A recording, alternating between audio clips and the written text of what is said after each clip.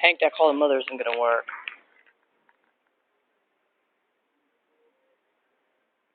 Do you know what that book from the Congressional Budgeting Office says about GSAs?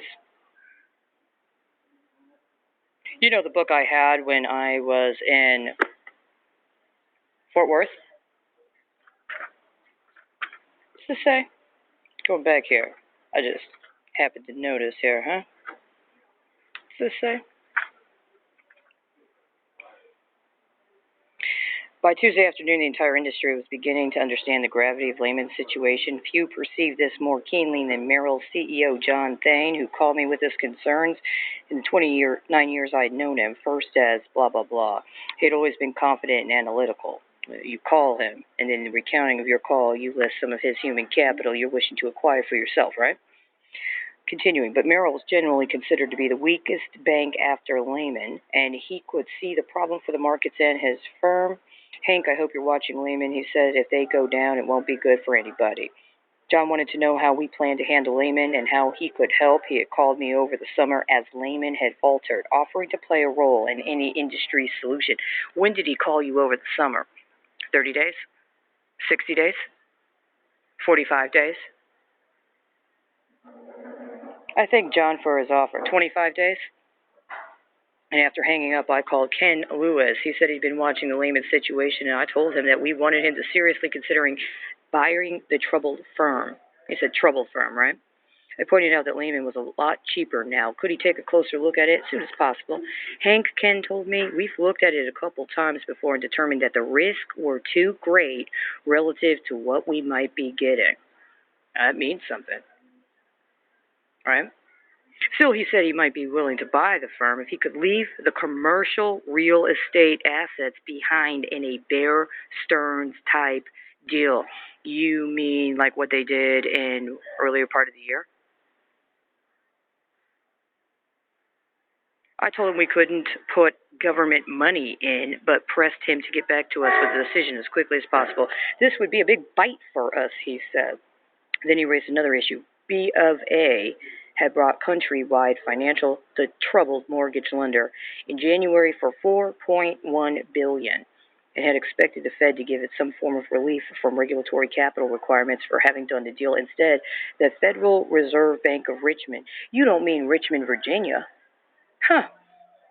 B of A's direct overseer had been putting pressure on B of A to redo its capital plan and cut its dividend. Lewis wanted help getting his dispute with the Fed resolved. Not just the Fed, by the way. The Fed of Richmond, right? On the face of it, the request was reasonable. How could B of A do a deal with Lehman and further strain its capital ratios without first clearing up the issue with the Fed? The solution, however, was out of my jurisdiction.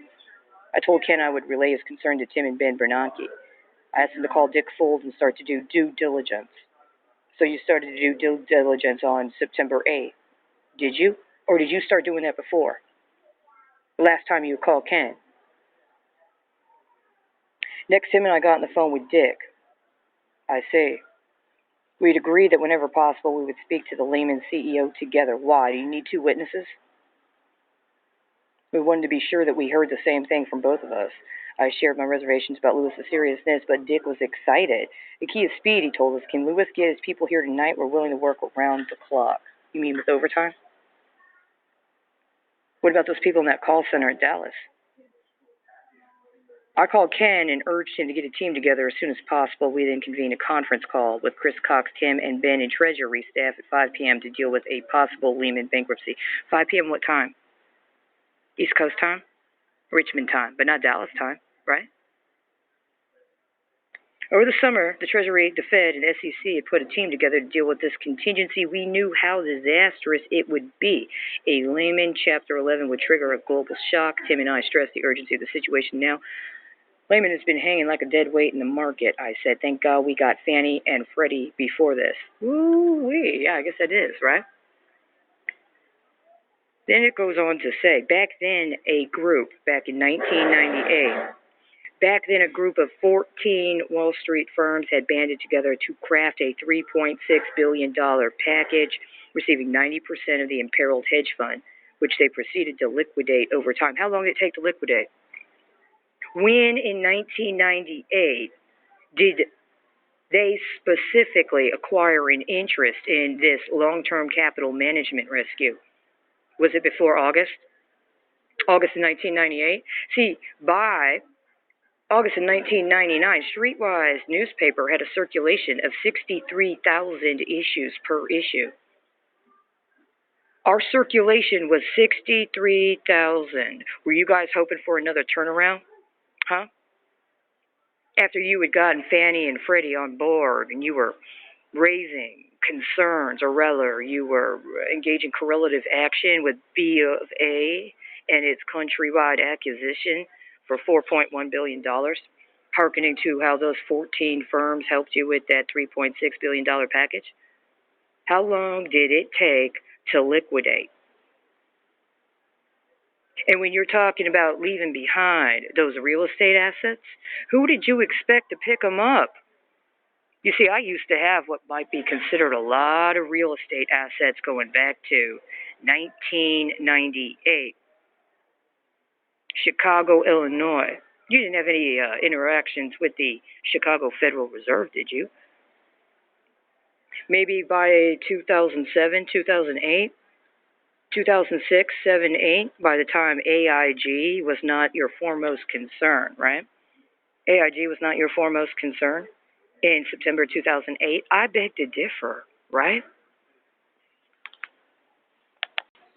I'm interested in this phrase here. Downgrade that would lead to crippling collateral calls. Why? Quote, in fact, no recipient of government aid had caused more public ire than AIG, and it once again stood on the brink of failure. ... As it happened, though, I had just found the right person on staff in Jim Lambright, who had arrived just days before, on October 22nd, to manage TARP's investments. ...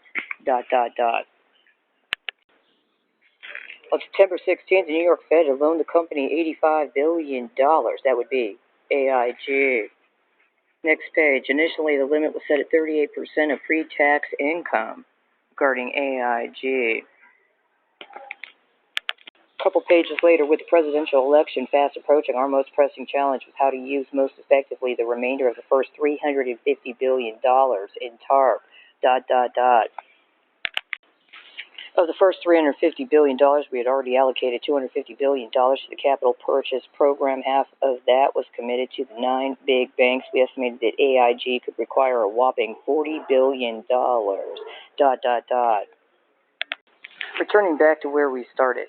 Still in his 30s, Jim had been appointed by President Bush to be chairman of the Export-Import Bank in 2005.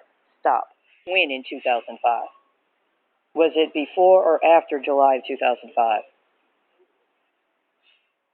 How far or how close was it to September 1st of 2005? Continuing. I met him while working on the Strategic Economic Dialogue with China. Now I asked Jim to work with the Fed to structure what would become Treasury's TARP investment in AIG. By late October, AIG was in a dreadful shape, partly because of deteriorated conditions, ... The financial mess inherited by AIG's new CEO, Ed Liddy, had turned out to be even worse than the Fed had expected, and the Fed's $85 billion loan. You see that? With its high interest rate of LIBOR plus. What's that say?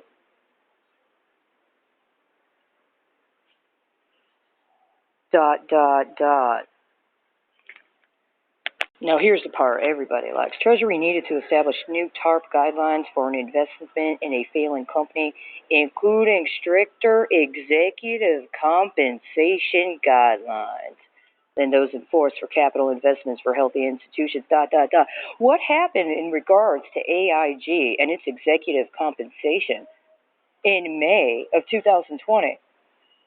60 days before the 10-year anniversary of the AIG stock buybacks that apparently you were helping them get in shape in regards to, including in connection with the $85 billion loan with 8.5% plus LIBOR rate. Wow. How close was that to May 1st, 2019? $850 million. See, how did I even find this page? I haven't gotten... Oh, here it is.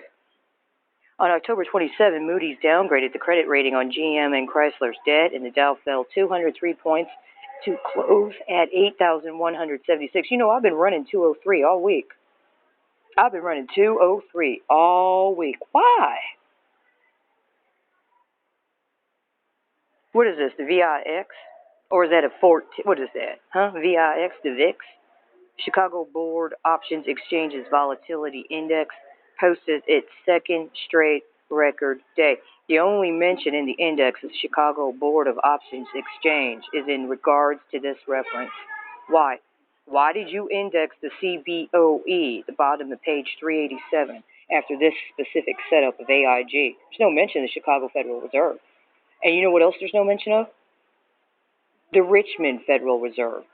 There's no mention of the Richmond Federal Reserve in your index. You know what there is? See Washington, D.C., right?